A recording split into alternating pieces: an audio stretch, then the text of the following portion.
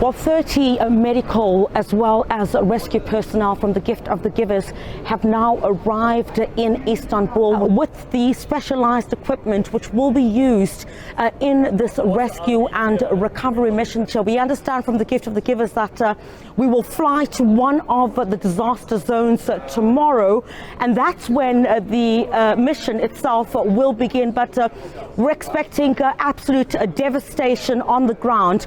We understand that the death toll continues to rise. It is well over 5,000 at this particular stage, and the Gift of the Givers has indicated that the first 48 to 72 hours is quite critical. Take a look at more of this equipment that has been brought in, specialized. And I'll ask my colleague Manqoba Nkosi to come a bit closer with me here. More of the specialized equipment.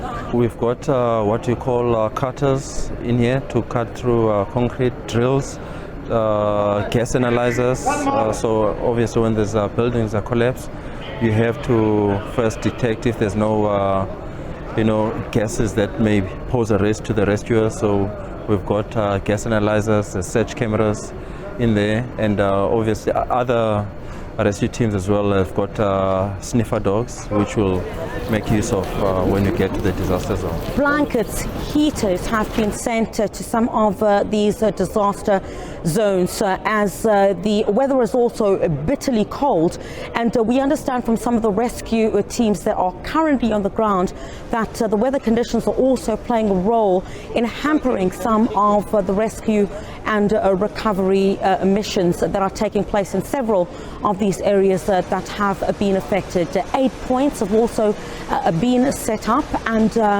the more help that is required by the people of this country continues to be sent in from around the world. When we arrived at the Istanbul airport, we also saw several other rescue teams come in from other countries as well.